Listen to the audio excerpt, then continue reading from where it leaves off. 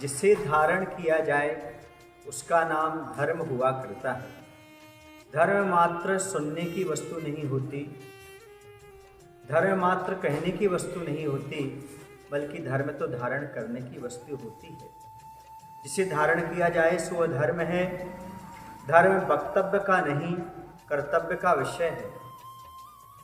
यह कपड़े की भांति नहीं है जिसे ऊपर से ओढ़ लिया जाए। धर्म तो पानी है जिसे अंदर से पिया जाता है, आत्मा का आनंद लिया जाता है।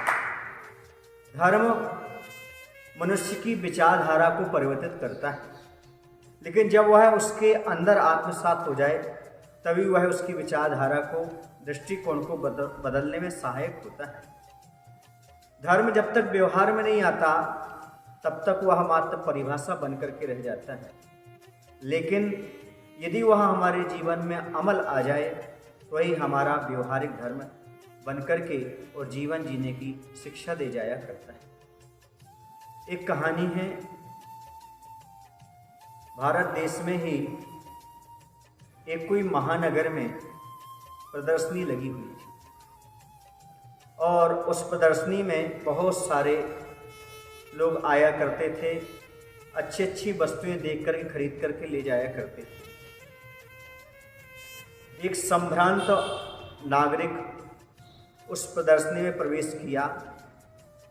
उसने सोचा कि प्रदर्शनी देखने के साथ साथ मैं कुछ विशेष चीज खरीदूंगा, क्योंकि सामान्य चीजें तो हर एक व्यक्ति खरीद लेता है। वह विशेष चीज की खोज करने लगा।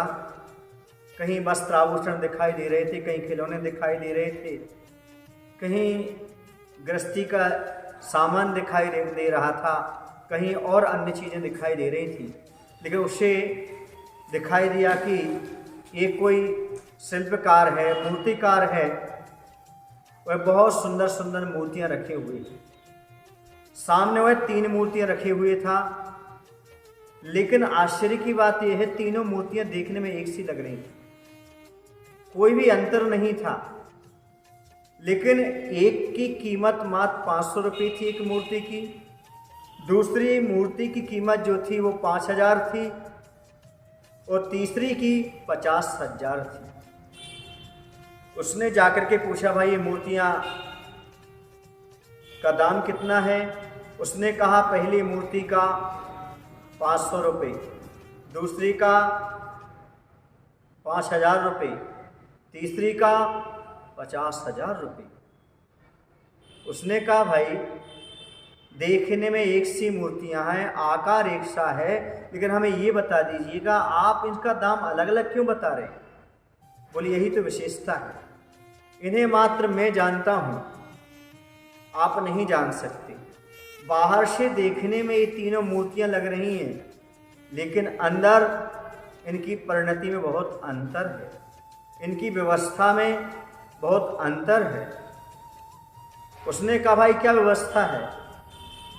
बोले पहले मूर्ति के कान में यदि धागा डाला जाए तो दूसरे कान से निकल जाता है, दूसरी मूर्ति में यदि धागा डाला जाए तो इस कान से डाला जाता तो मुख से निकल जाता है, लेकिन जो तीसरी मूर्ति है जो 50,000 की है उसमें यदि कान में धागा डाला जाए तो हृदय तक पहुंच जाती है। आप लोग शायद मायना समझ रहे होंगे। ये तो मात्र काल्पनिक घटना आपके सामने रखी। इस कहानी से हमारे लिए ये बात ज्ञात होती है कि संसार में 3 प्रकार के लोग हुआ करते हैं। पहले वो जो धर्म का उपदेश इस कान से सुनते और इस कान से निकाल देते हैं। दूसरे वो हुआ करते हैं जो इस कान से सुनते और मुख से निकाल देते हैं, अर्थात सुनते हैं और दूसरों को सुना दिया करते हैं। तीसरे वो होते हैं जो सुनते हैं और अपने हृदय में धारण कर लिया करते हैं। यहाँ पर 2 लोगों का महत्व नहीं है, तीसरे का महत्व है, जो धर्म का उपदेश सुनकर के भी अपने जीवन में अमल करता है। सीधी सी बात है, धर्म की शिक्षा मात्र सुनना ही नहीं चाहिए, बल्कि जीवन में उतारने का प्रयास करना चाहिए। इस कहानी से मुख्य शिक्षा ये मिलती है कि धर्म की बात सुनी ही नहीं जाना चाहिए, बल्कि अमल में भी लाना चाहिए। धर्म का मात्र कानों सुनना नहीं है, बल्कि धर्म का पान भी होना चाहिए, अंदर में भी जाना चाहिए। आचार्य जी ने इसी पर एक हाइकू लिखी है, रसवा रसना का महत्व ही क्या चरवन बिना। अर्थात जो पदार्थ में रस है और आपकी रसना है, मन रसना इंद्रिय, इनका महत्व क्या यदि उसको चबाया ना जाए। पदार्थ उसी प्रकार से चबाते हैं तभी उसका अंदर रस और स्वाद आता है। उसी प्रकार जब हम कोई बात सुनते हैं, सुनने के बाद जीवन में अमल लाते तभी उसका रस और उसका आनंद आता है। तो हमारे लिए सबसे महत्वपूर्ण ये है कि हमें अपने जीवन में धर्म को सुनते हुए धारण भी करना चाहिए, अमल में भी लाना चाहिए। बोले महावीर भगवान की जय। आचार्य विद्यासागर जी महाराज।